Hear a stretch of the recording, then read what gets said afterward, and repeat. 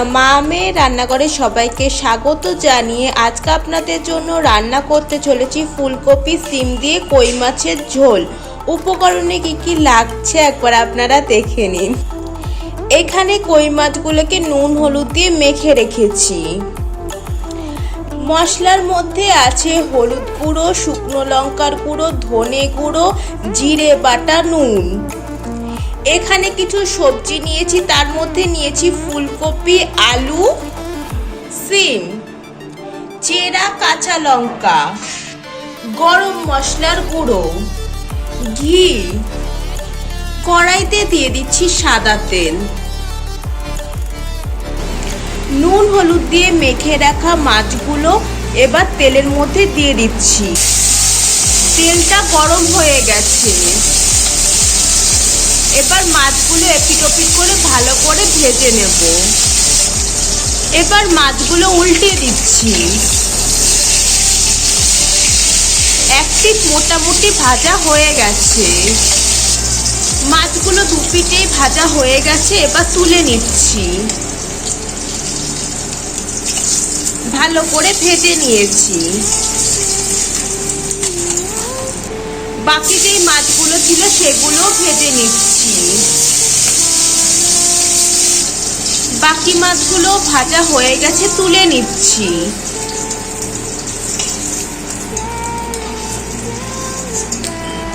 এবার দিয়ে দিচ্ছি আলু।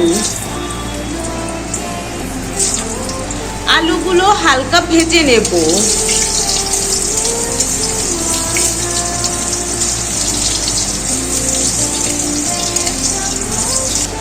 আলুগুলো লাল লাল করে ভাজা হয়ে গেছে, তুলে নিচ্ছি। এবার দিয়ে দিচ্ছি ফুলকপি। ফুলকপিগুলোকে একটু হালকা ভেজে নেব। ফুলকপির মধ্যে সিমও দিয়ে দিচ্ছি ভাজার জন্য।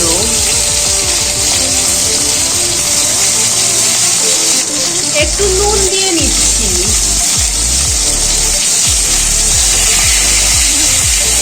এবার ভালো করে একটু ভেজে নিচ্ছি সবগুলো।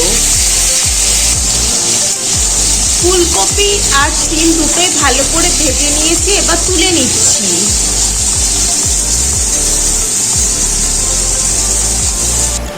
কড়াইতে দিয়ে দিচ্ছি সর্ষের তেল।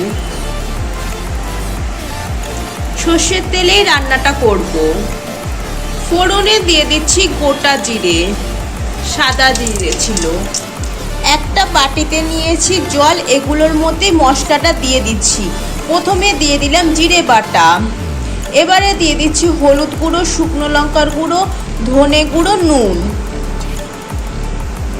তারপর দিয়ে দিচ্ছি চেরা কাঁচা লঙ্কা। এবার কড়াইতে দিয়ে দিচ্ছি। মশলা যাতে পুড়ে না যায় তার জন্য জল দিয়ে দিলাম। জলের মধ্যে মশলাগুলোকে গুলে তারপর কড়াইতে দিয়ে দিলাম। এবার নেড়ে চেড়ে নিচ্ছি। ভালো করে মশলাটাকে কষিয়ে নেব।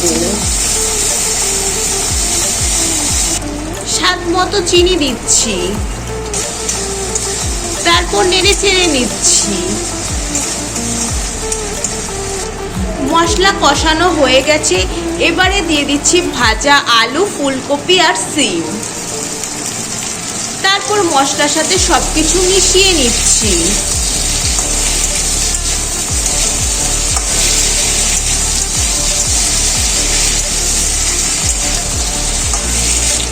এবার দিয়ে দিচ্ছি একটু জল।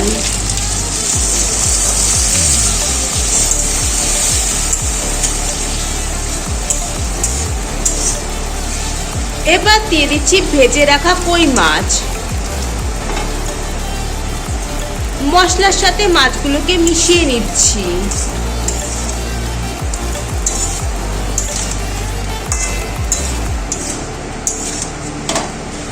সবকিছু যাতে সেদ্ধ হয়ে যায়, ভালো করে যাতে কষে যায়, তার জন্য কিছুক্ষণের জন্য ঢেকে দিচ্ছি।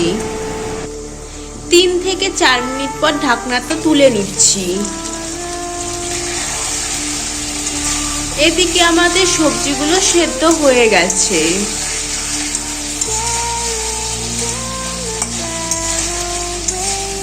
আর মশলাটাও ভালো করে কষে এসেছে। এবার দিয়ে দিচ্ছি তরকারির জন্য পরিমাণ মতন জল।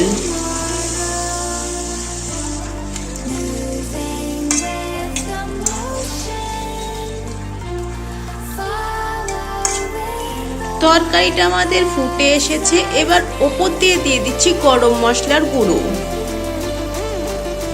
আর ঘি।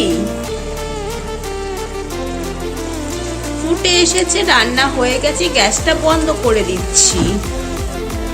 মা মেয়ের আজকের রান্না ফুলকপি সিম দিয়ে কই মাছের ঝোল রেসিপিটি আপনাদের কেমন লাগলো অবশ্যই কমেন্ট করে জানাবেন। ভালো লাগলে চ্যানেলটি লাইক করে সাবস্ক্রাইব করে দেবেন, শেয়ার করে দেবেন। আজকের মতন বিদায় নিচ্ছি। সবাই ভালো থাকবেন, সুস্থ থাকবেন। সবাইকে টাটা।